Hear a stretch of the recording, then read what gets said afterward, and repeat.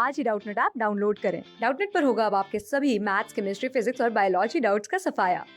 बस अपने क्वेश्चन की फोटो खींचो, उसे क्रॉप करो और तुरंत वीडियो सोल्यूशन पाओ। Download now. हेलो स्टूडेंट्स, इस वीडियो में हम डिस्कस करेंगे electric field outside the sphere. तो देखो, जैसा कि आप लोगों को पता होगा कि हमारे पास 4 टाइप के स्फीयर होते हैं। तो चारों टाइप के स्फीयर्स को हम यहाँ पे एक ही वीडियो में डिस्कस करने वाले हैं। ठीक है, तो इम्पॉर्टेंट है जेईई मेंस और एडवांस के सिलेबस के लिए। तो लिखते हैं 4 टाइप के पहले जो स्फीयर्स हैं उनके बारे में। वो 4 स्फीयर होते कौन कौन से हैं? एक तो होता है आपके पास में होलो कंडक्टिंग। तो पहला स्फीयर हो गया होलो कंडक्टिंग। ठीक है, यहाँ लिख देता हूँ कंडक्टिंग। दूसरा स्फीयर कौन सा होता है? दूसरा स्फीयर आपके पास होता है सॉलिड कंडक्टिंग। तो लिख देते हैं सॉलिड, इसको थोड़ा पास लिखते हैं, सॉलिड कंडक्टिंग। ऑलराइट, तो ये बन गया अपने पास सॉलिड कंडक्टिंग स्फीयर। तीसरा स्फीयर कौन सा हो सकता है? देखो, होलो कंडक्टिंग हो गया, सॉलिड कंडक्टिंग हो गया। अब होलो नॉन कंडक्टिंग हो सकता है। तो लिखेंगे होलो नॉन कंडक्टिंग, नॉन कंडक्टिंग। और तीसरा हो सकता है सॉलिड नॉन कंडक्टिंग। ठीक है, सॉरी, चौथा हो सकता है सॉलिड नॉन कंडक्टिंग। देखो, या तो आपको पता है कि स्फीयर कंडक्टिंग होगा या फिर नॉन कंडक्टिंग होगा। ठीक है, अगर कंडक्टिंग होगा तो दो तरह का हो सकता है, तो सॉलिड हो सकता है या होलो हो सकता है। सिमिलरली अगर नॉन कंडक्टिंग होगा तो भी या तो सॉलिड होगा या फिर होलो होगा। ओके, अब इनमें डिफरेंस क्या क्या है जो मैं ऑलरेडी डिस्कस भी कर चुका हूँ कई बार। तो यहाँ पे अगर मुझे यहाँ पे डिफरेंस अगर समझना है होलो कंडक्टिंग में, सॉलिड कंडक्टिंग में, होलो नॉन कंडक्टिंग में, सॉलिड नॉन कंडक्टिंग में, तो मैं बता देता हूँ कि ये तीन तो बिल्कुल एक जैसे होते हैं। These 3 are of same type. ठीक है, ये तीन तो बिल्कुल एक जैसे हैं। तो इन तीनों को तो मैं एक जगह रख लेता हूँ। अब ये एक जैसे हैं तो क्यों हैं और कैसे हैं ये हम समझ लेते हैं। ये एक जैसे इसलिए हैं क्योंकि होलो कंडक्टिंग में क्या होता है, होलो कंडक्टिंग में होलो स्फीयर आपके पास होता है। ठीक है, और क्योंकि ये कंडक्टर है इसलिए कंडक्टर के अंदर चार्ज नहीं होता, तो सारा का सारा चार्ज कहाँ चला जाता है? सरफेस पे चला जाता है।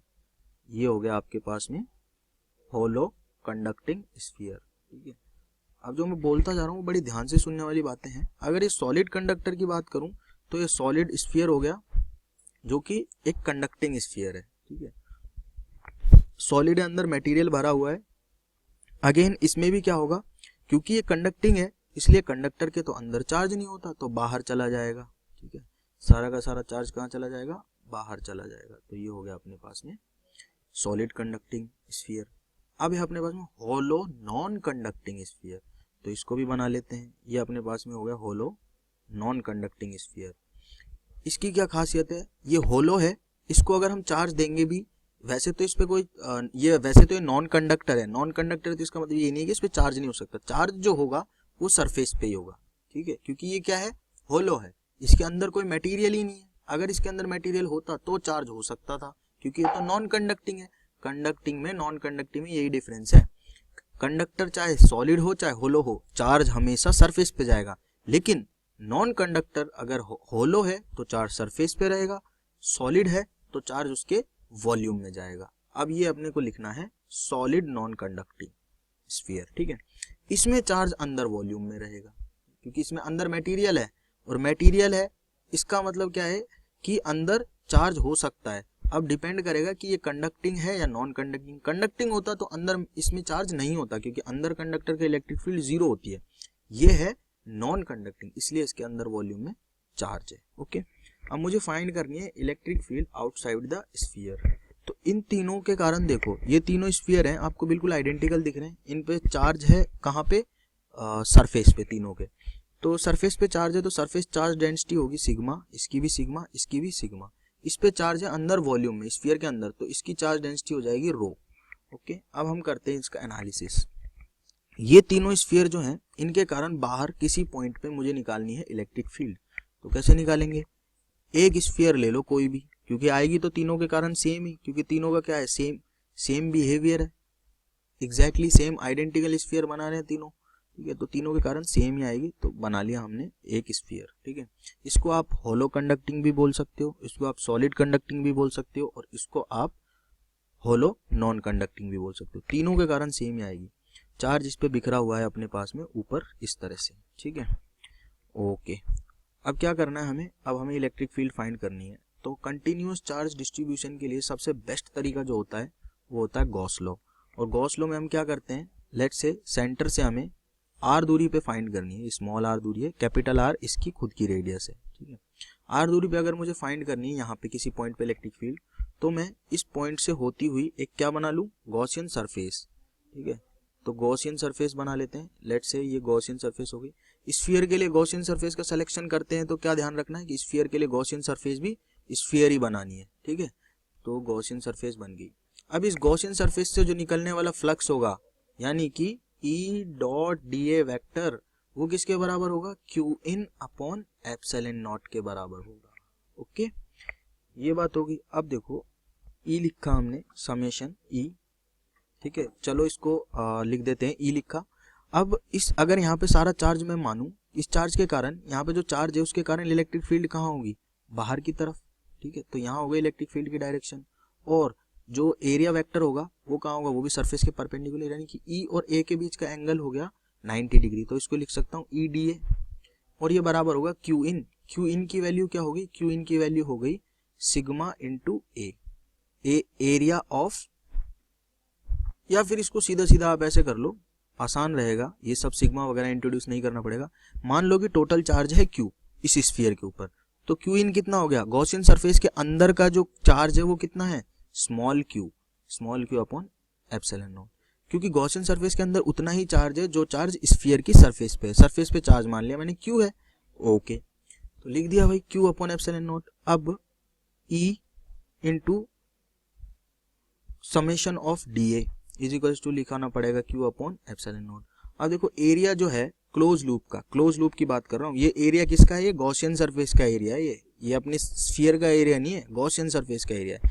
तो गॉसियन सरफेस का एरिया क्या होगा, 4 पाई आर स्क्वायर, तो लिखेंगे E into 4 pi r square, small r है ना क्योंकि गॉसियन सरफेस की रेडियस, तो और ये होगा अपना क्यू अपॉन एप्सिलॉन नॉट के बराबर।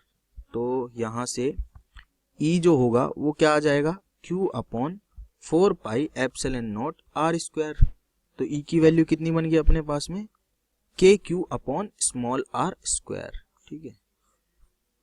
1/4 पाई एप्सिलॉन नॉट को के लिख सकते हैं, तो k q upon small r square बन गई। तो ये तो k q upon small r square तो पॉइंट चार्ज के कारण भी होती है। तो इसका मतलब स्फीयर जो है वो कैसे एक्ट करता है, वो एक्ट करता है एज अ पॉइंट चार्ज, जिसका सारा का सारा चार्ज जो है कहाँ पे रखा हुआ है, सेंटर पे, क्योंकि के क्यू अपॉन आर स्क्वायर आएगी। यहाँ पे देखो ये क्यू चार्ज है ना, इसको आप सेंटर पे रख दो क्यू, और यहाँ से आर दूरी पे अगर आप फाइंड करोगे तो पॉइंट चार्ज के कारण भी के क्यू अपॉन आर स्क्वायर ही आएगी इलेक्ट्रिक फील्ड। और ये सारा का सारा स्फीयर बना दो आप कोई आर रेडियस का, उसके कारण अगर फाइंड करो तो भी जो इलेक्ट्रिक फील्ड आएगी वो के क्यू अपॉन आर स्क्वायर ही आएगी। यानी कि स्फीयर जो है वो कैसे एक्ट कर रहा है, as a point charge act कर रहा है। तो स्फीयर को आप ऐसे पॉइंट चार्ज मान सकते हो, उसके स्फीयर के सेंटर पे रखा हुआ पॉइंट चार्ज, ठीक है। जो स्फीयर पे टोटल चार्ज होगा ना डिस्ट्रीब्यूटेड, उसको आप स्फीयर के सेंटर पे रख दो और इलेक्ट्रिक फील्ड फाइंड कर दो किसी पॉइंट आर पे, सेम आएगी जो स्फीयर के कारण आएगी, ठीक है। तो ये तो हो गया अपने 3 hollow conducting, solid conducting and hollow non conducting spheres के कारण में इलेक्ट्रिक फील्ड। अब हम बात करते हैं सॉलिड नॉन कंडक्टिंग स्फीयर के कारण। तो इसके कारण भी वही सिमिलर, सेंटर से आर दूरी पे जाके मुझे एक क्या बनाना पड़ेगा, अगर मुझे आर दूरी पे सेंटर से इस स्फीयर के बाहर मुझे इलेक्ट्रिक फील्ड अगर फाइंड करनी है, तो सेंटर से आर दूरी पे जाके मैंने एक गॉसियन सरफेस मान ली। अगेन वही ई की वैल्यू जो होगी, sorry E dot D A जो होगा, गॉस लॉ लगाएंगे पहले, वो क्या हो जाएगा अपने पास में, ई डॉट डी ए जो होगा वो हो जाएगा Q in upon epsilon not, बिल्कुल यही होगा। अब क्यू चार्ज मैं मान लेता हूँ इसके अंदर भरा हुआ है, ये टोटल क्यू चार्ज है जो अंदर डिस्ट्रीब्यूटेड है वॉल्यूम में, ठीक है। ई और डी ए वेक्टर के बीच का एंगल 0 है, हर बार एक्सप्लेन करने की जरूरत नहीं है। तो E summation of D A vector बन गया अपने पास में, डी ए बन गया क्यू इन की वैल्यू है क्यू अपॉन एप्सिलॉन नॉट। अब स्फीयर जो अपने ने बाहर गॉसियन सरफेस मानी है उसका एरिया क्या है, 4 पाई स्मॉल आर स्क्वायर, तो बन जाएगा E into 4 pi small r square is equals to q upon epsilon naught. तो यहाँ से भी सेम ही चीज बनी, तो ई की वैल्यू कितनी आ गई, ई की वैल्यू आ गई k q upon r square. All and all जाके, क्योंकि हमारे पास ये यहाँ पे भी यही वैल्यू बनी थी, E into 4 pi r square is equals to q upon epsilon naught, यहाँ पे भी यही वैल्यू बनी। यानी कि अगर चार्ज आपने क्यू दिया हुआ है किसी भी स्फीयर को, ठीक है, किसी भी स्फीयर को। अब मैं बोलता हूँ किसी भी का मतलब है आप कोई सा भी स्फीयर लो, होलो कंडक्टिंग लो, सॉलिड कंडक्टिंग लो, होलो नॉन कंडक्टिंग लो, सॉलिड नॉन कंडक्टिंग लो, कोई सा भी एक स्फीयर पकड़ो, उसको आप क्यू चार्ज दे दो, तो उसके कारण जो इलेक्ट्रिक फील्ड आएगी, बाहर बात कर रहा हूँ, इलेक्ट्रिक फील्ड कहाँ, स्फीयर के बाहर, अंदर नहीं, स्फीयर के बाहर, वो वही इलेक्ट्रिक फील्ड होगी जो स्फीयर पे पॉइंट चार्ज के कारण होगी। स्फीयर को अगर आप, स्फीयर के सेंटर को आप पॉइंट चार्ज मान लो ना, तो स्फीयर के सेंटर पे रख दो उसको, पॉइंट चार्ज को, स्फीयर को क्या मान लो, पॉइंट चार्ज, और उसको सेंटर पे रख दो, उसके कारण जो आर दूरी पे इलेक्ट्रिक फील्ड आएगी k q upon r square, वो ही हर एक स्फीयर के कारण आएगी।